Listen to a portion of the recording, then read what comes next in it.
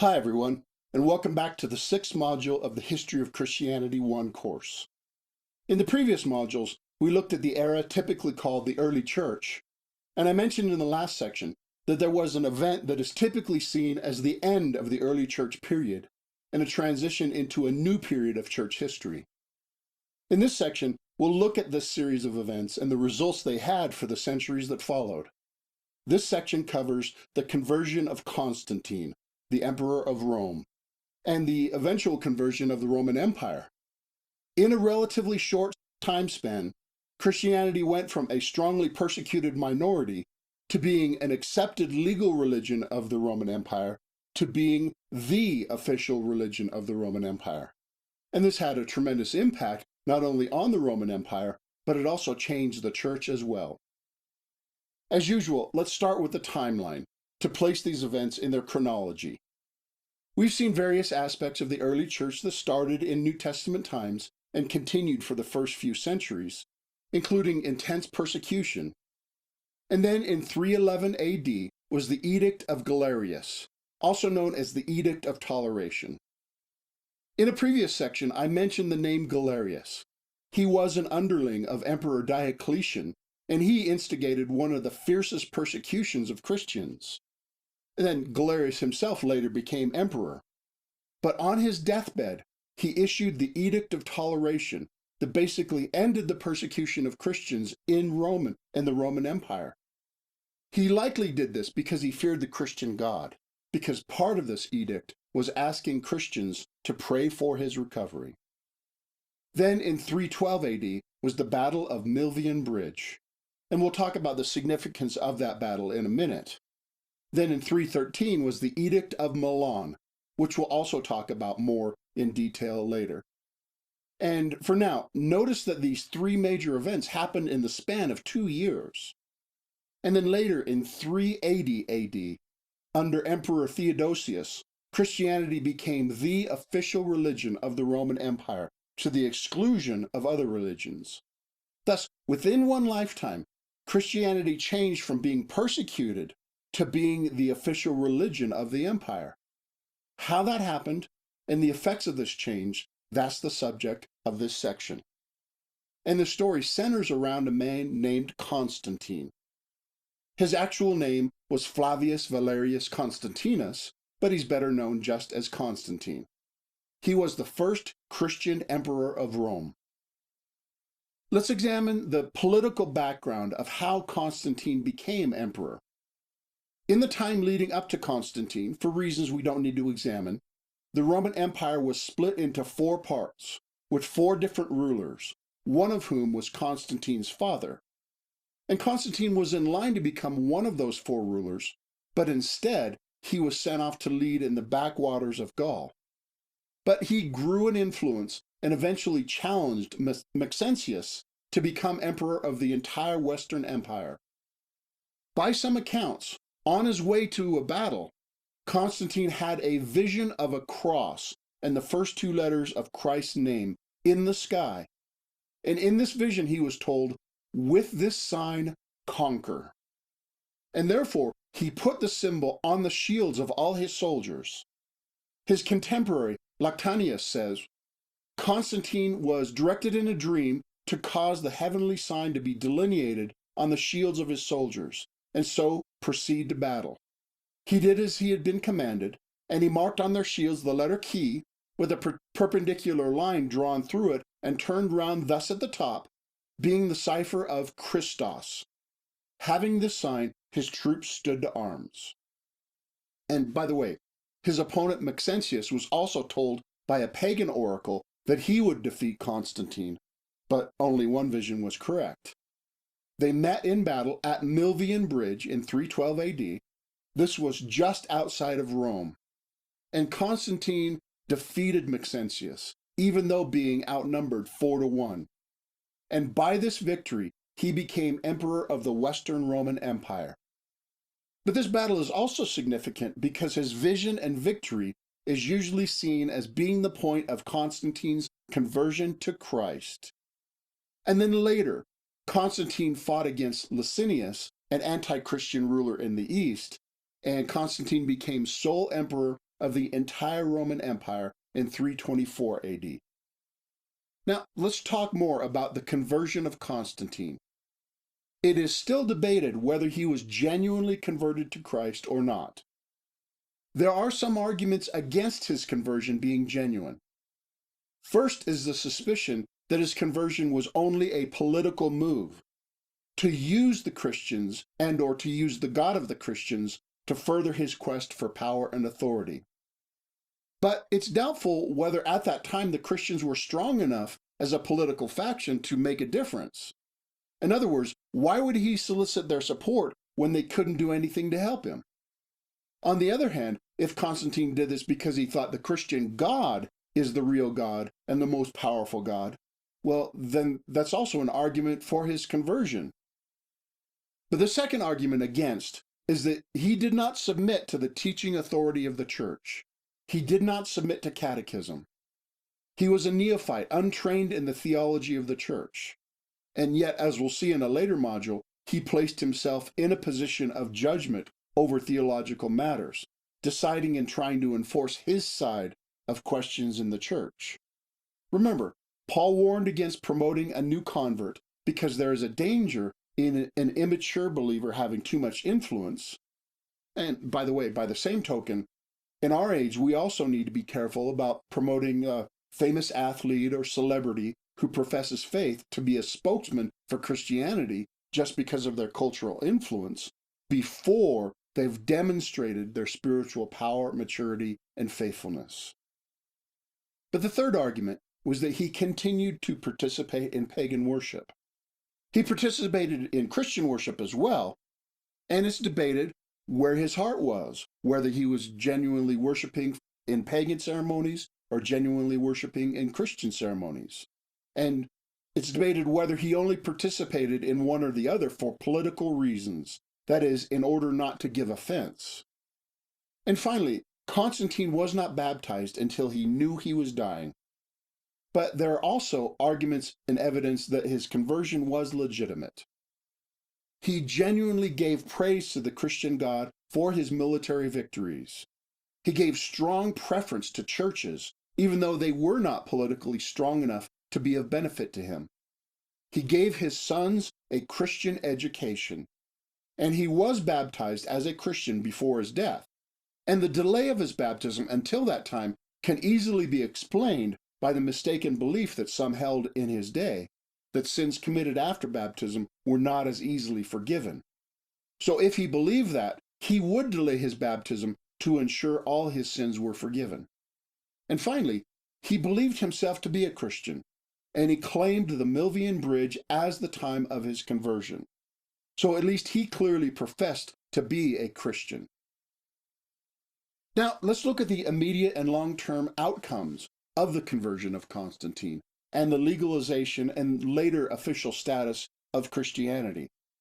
How did the world change for the church because of Constantine?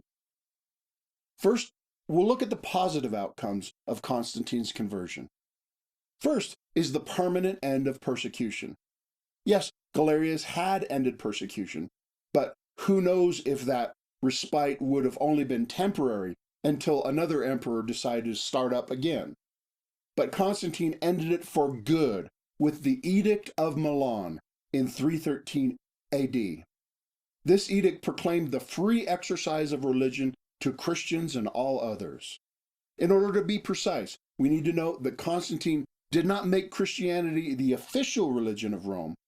He made it a legal religion. Only later, under a different emperor, was it made the official religion. So there was 3 steps. Christianity stopped being persecuted under Galerius. Christianity was made legal under Constantine. And Christianity was made official to the exclusion of other religions under Theodosius. And all this took place over the span of about 70 years. So, with the Edict of Milan, Constantine made Christianity legal in the Western Empire, and he sent the same decree to the Eastern Empire, but Licinius, the Eastern Emperor, did not agree, and he still persecuted Christians until Constantine defeated him and took over the entire empire in 324. Thus, Christianity became a legally protected religion in the entire Roman Empire, ending the persecutions for good. Next is the restitution of confiscated church property, as well as the building of new churches. Constantine is said to be responsible for building at least the first stages of some of the world's most famous church buildings, such as the Church of the Holy Sepulchre in Jerusalem, the Church of the Nativity in Bethlehem, the Church on the Mount of Olives, the Church of St. Peter and St. Paul just outside of Rome, St. John's Basilica in Rome, and the Church of Christ as Holy Wisdom, also known as Hagia Sophia, in Constantinople. Constantine also gave the churches the privileges that other religions had enjoyed in Rome, such as no taxes for clergy, and he made Sunday as an official day of rest. But he also gave special privileges to the Christian churches. He allowed bishops to act as judges when people went to them for justice, thus setting up an ecclesiastical judicial system parallel to the Roman justice system.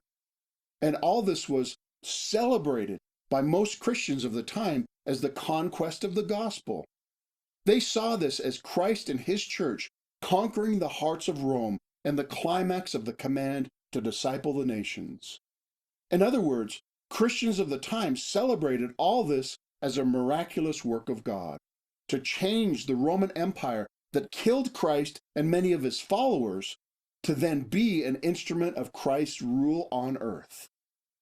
And in addition, Constantine moved the capital of the empire to the east to a Greek city named Byzantium, which he renamed Constantinople, and it became the new Rome in the east.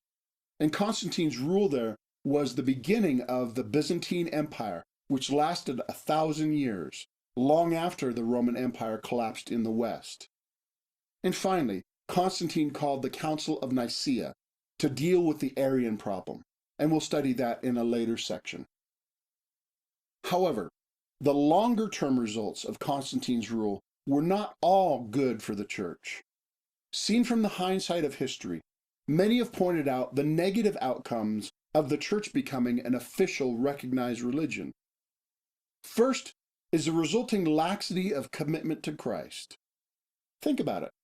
We saw in previous sections that the danger of persecution and martyrdom caused the church to be made up only of people who had counted the cost and who were willing to die for Christ. This inevitably caused the church to be made up of people fully committed.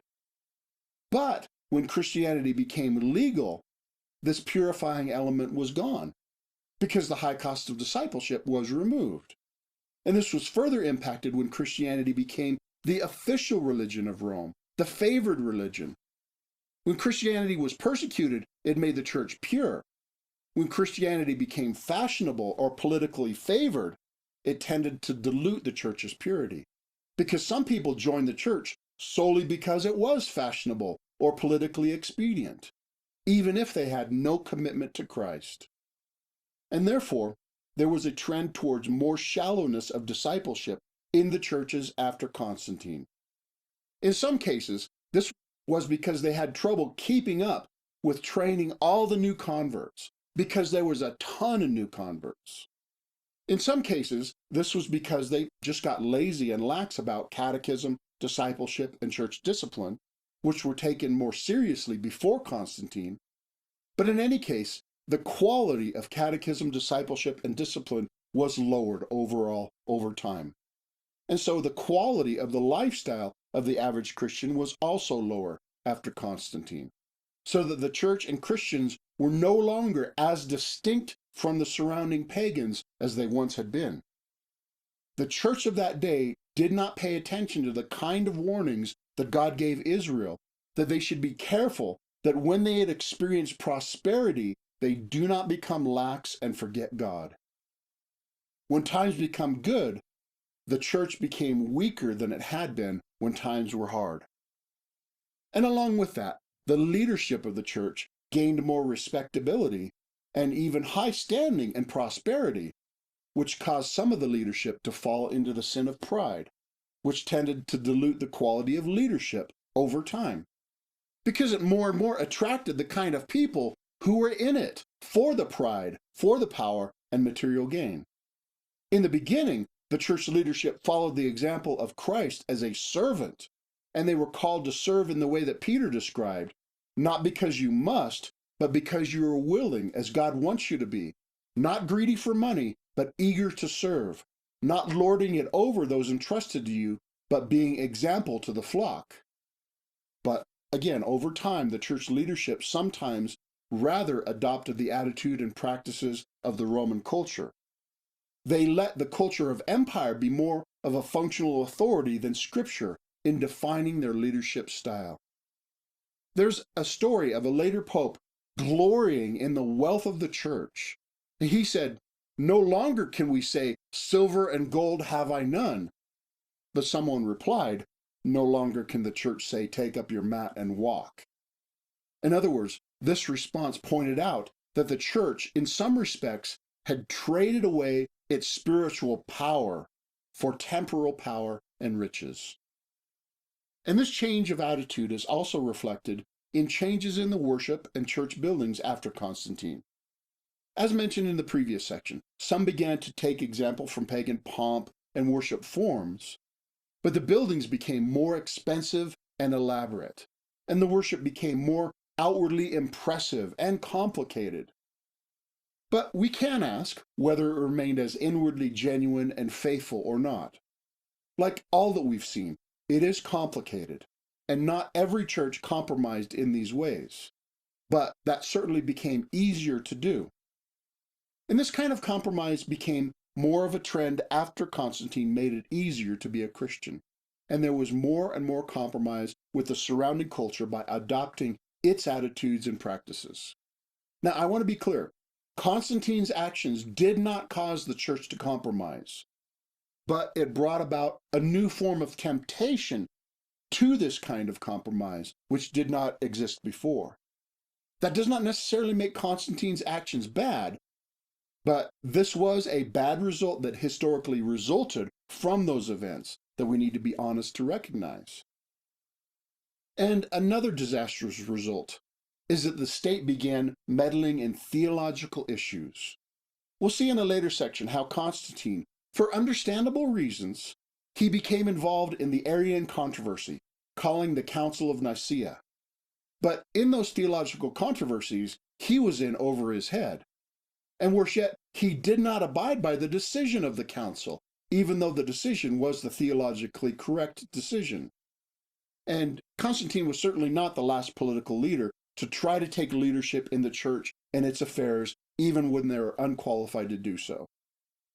Now, because of all these things, the leadership and mission of the church subtly began to drift from the Great Commission and from the tasks of being holy, theologically centered, and faithful to the apostolic mission and message, to being more involved in politics and the cares and issues of the empire and the cares and issues of the world, more than the cares, issues, and mission of Christ.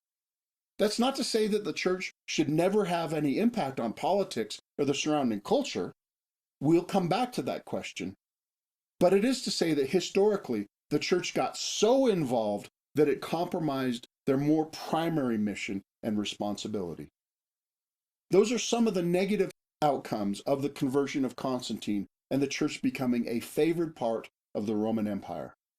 Again, this is an oversimplification of both the positive and the negative, and in a bit we'll try to wrestle through the lessons and implications for our own time. But first I want to paint a very broad picture of the long-range impact of Constantine's change, which we'll see in more detail in subsequent modules as we look at later history. For better or worse, the church and the state were closely connected or equated for centuries after that. Now, I probably should have said for better and for worse. Again, it's not simplistic, it's not black or white, it's not totally good or totally bad. Some good came from this, and some bad.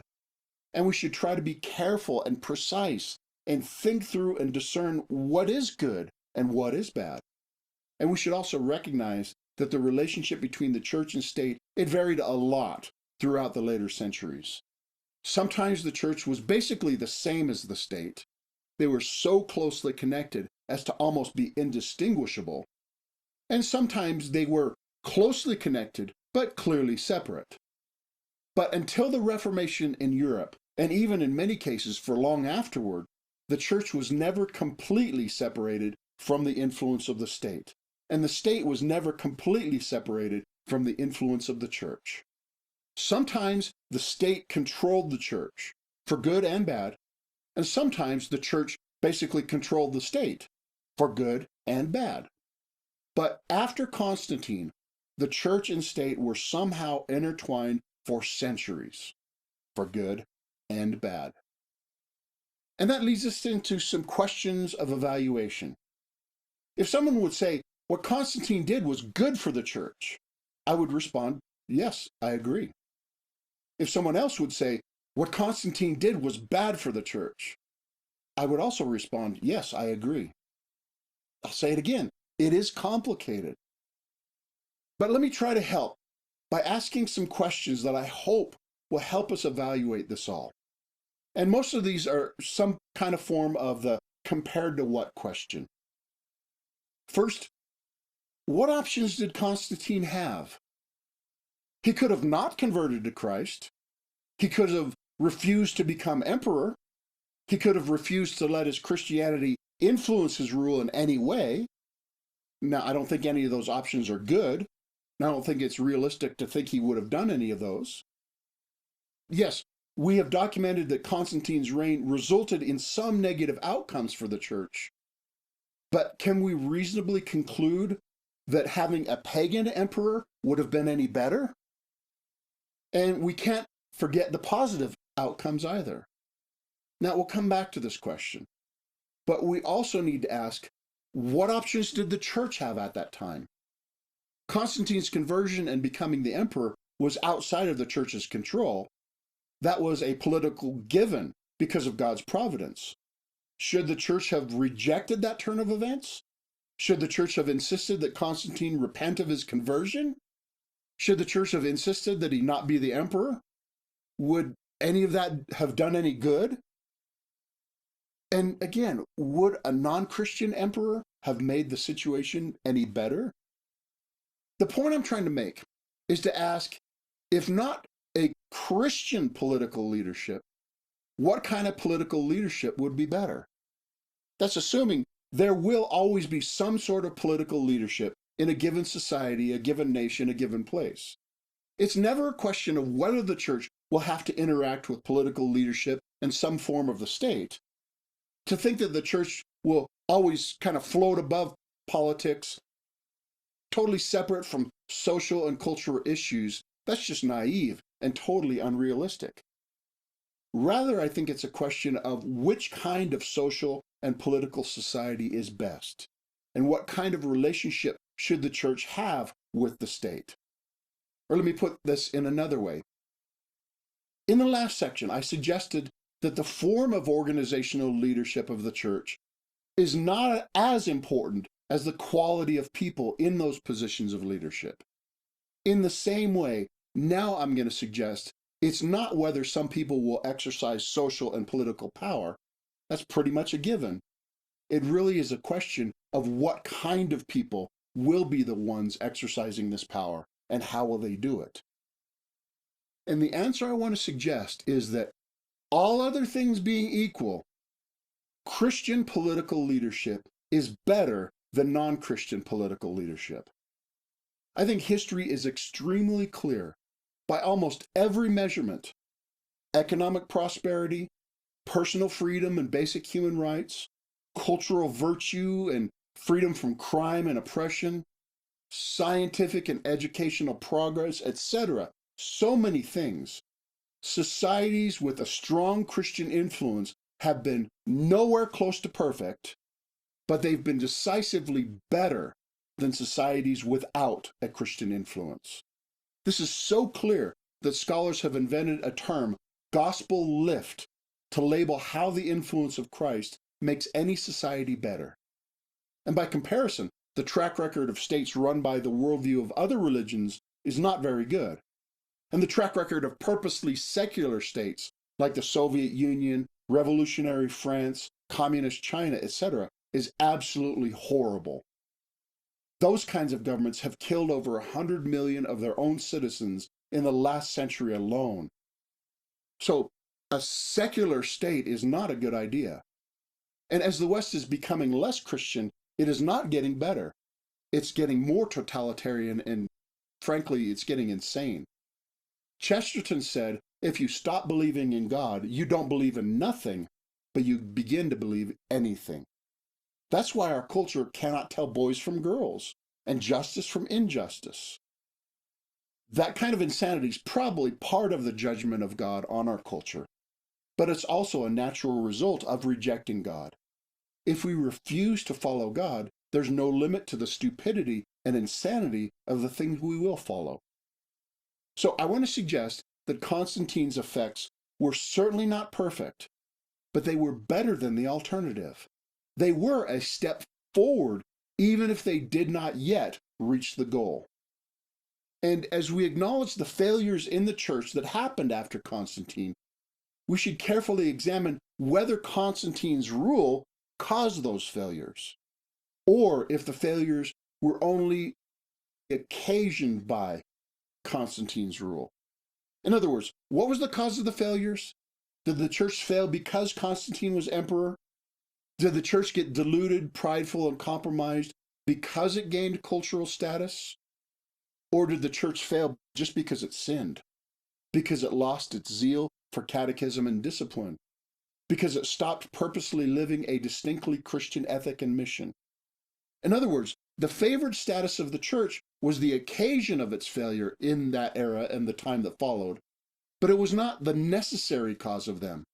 The church could have continued to be strong and pure, even when it was in a favored position, and in many cases it did.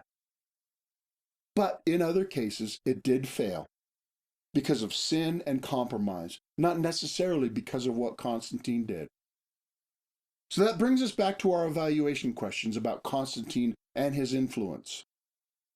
I've tried to show that it's not that helpful to ask if Constantine or the church should have done what they did, because there were not really any better options. But I want to suggest a much better question would have been, how could it have been done better? There were plenty of mistakes, and hopefully in hindsight we can learn from them so that we can ask and answer the question, how can we do better? From what we've learned, we can brainstorm what an ideal state would be like and what would be the ideal relationship between the church and state, while being realistic that there never will be a totally ideal state in this world until Jesus brings about the new heavens and the new earth. Anything done by humans is going to fail. But we can still work towards the best it can be while this creation still groans under the curse of sin. Ideally, there should never be a complete union of church and state. That brings up too much possibility of corruption and compromise. But the best state would be built on the same foundation as the church, the reality and truth of God. The ideal church and state can cooperate, each in their own proper spheres of influence. The ideal state would fulfill God's stated purposes for the state, honoring God and making it easier for the church to do its job, restraining evil in evil's public expression, but not attempting to dictate the morality of the heart by the rule of force. In a certain sense, the state cannot legislate morality in the sense of changing hearts, nor should it try. And at the same time, the ideal state would refuse to legislate immorality, and it would protect morality by what it does legislate. And we can talk about the ideal leadership of the state. Again, the quality of the leaders is a more important issue than the structure of the state. And I think the best leaders would be wise Christian leaders. That means they would have Christian virtues that would protect them from accepting bribes and pride and various other kinds of corruption and injustice. But they would also need wisdom and a deep knowledge of God's ways and political principles based on biblical insight. In other words, a completely honest person would not be a good leader if they don't also understand how things work and make wise decisions. And I think the ideal church would not be enamored with political power, prestige, or influence. They would not trust in armies or money, but would trust in God to fulfill God's mission. They would not be led by the ways of the culture, but rather lead the culture into godliness. The church would keep focused on the church's given mission and only be involved in social and political issues as an outgrowth of discipling people to live by Christian truth and virtue in every part of life, including the social and political parts of life. At the same time, the church should speak the truth prophetically on any and every issue, not solely to influence political decisions, but purely because the truth is the truth, and because Jesus is the legitimate true Lord over every speck of life. Like I said earlier, this area of history is complicated.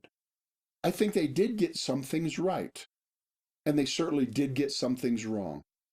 And they started some things in a good direction, but did not go far enough or got sidetracked into error. We should not just stand in judgment of them from the privileged place as heirs of their successes, but we should try to learn from their history in order that we can build on their successes and not fall into their mistakes. So now let's review. In this major turning point of Christian history, Constantine converted to Christ and became emperor of the Roman Empire. His faith was not consistent or consistently shown in the way he ruled. We should not be too hard on him because we haven't shown that we would have done any better in his place. But therefore, the church became legitimate and somewhat privileged in that society.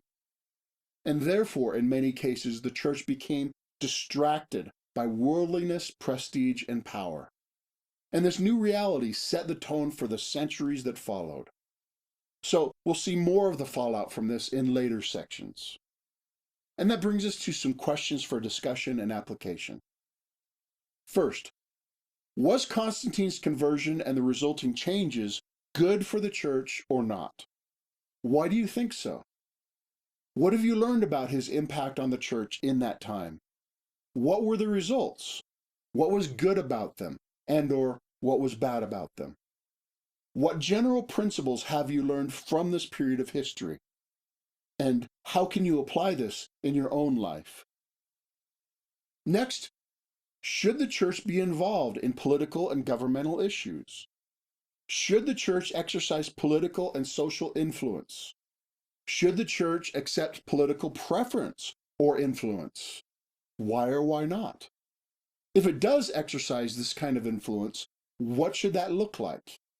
And if it allows political cooperation, what kind should that be? What are the dangers of the approach you would suggest?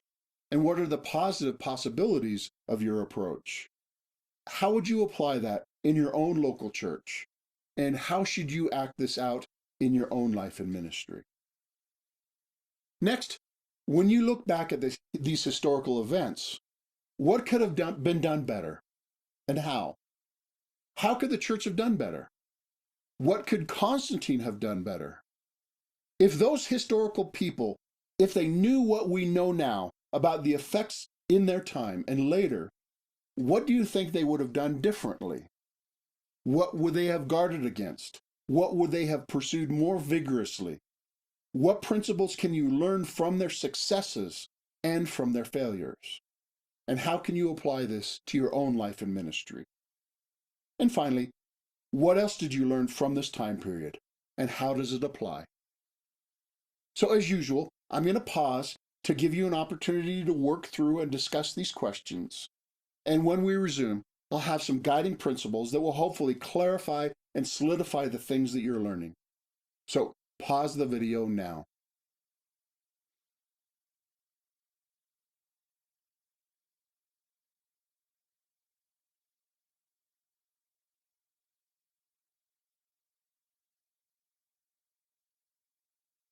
Now let's look at some guiding principles I would like you to consider about these issues.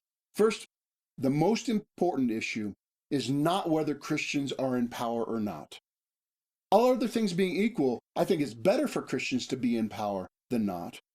It's better for the society if people faithful to God are in positions of influence rather than people opposed to God, because there's no neutrality in this world, and it's better to be led by good people than by bad people. However, the more important issue is how the church and Christians use power in whatever sphere, to whatever extent that we have power. We could be pompous and selfish and use our power to build up our own selfish interests, or we could be a godly servant that uses our influence to help and build up others, to honor Christ. The problem was not that Constantine gained power or that the church gained a social position of prestige and influence. The problem was that they let power draw them away from their primary functional authority and from their primary mission. Because the old saying is true, that power corrupts. Power is a temptation to corruption, but we don't need to give in to that temptation. Power only corrupts if we think of power independent of God. The way that it corrupts is if we believe that we have the power without God, and if we believe that God won't hold us accountable for the way that we use power. Therefore, we should treat any power that we have as a stewardship from God, for which we will give account. Just like the Bible teaches masters to treat slaves well, knowing that you have a master in heaven, we should use our power in a way that will please the one who has sovereign power over us.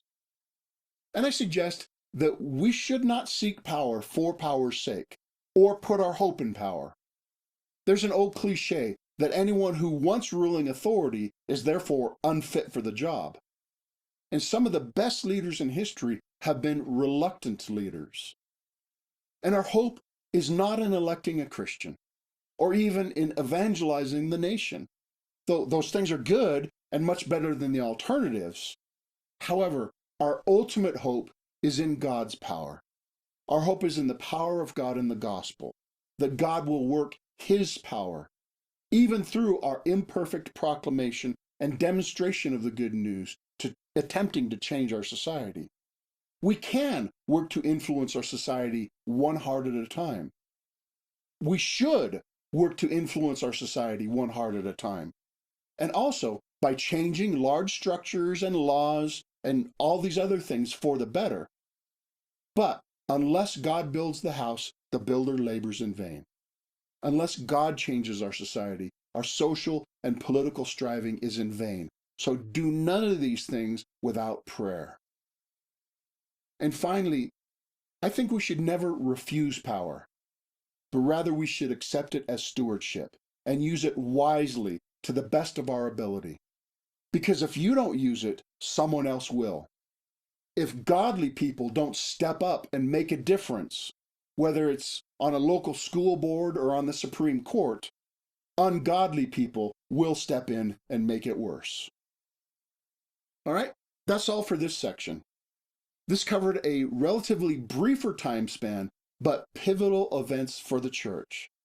And I hope you've been given plenty to think about and plenty of insights that will help you navigate your own time in history more wisely. And I pray that God gives you wisdom as you process these monumental questions so that you not only avoid similar mistakes, but also that God would use you to change your surroundings for the better. In the next section, we'll look at one particular historical outcome of the changes we saw in this section, and I'm looking forward to it. Thanks for watching.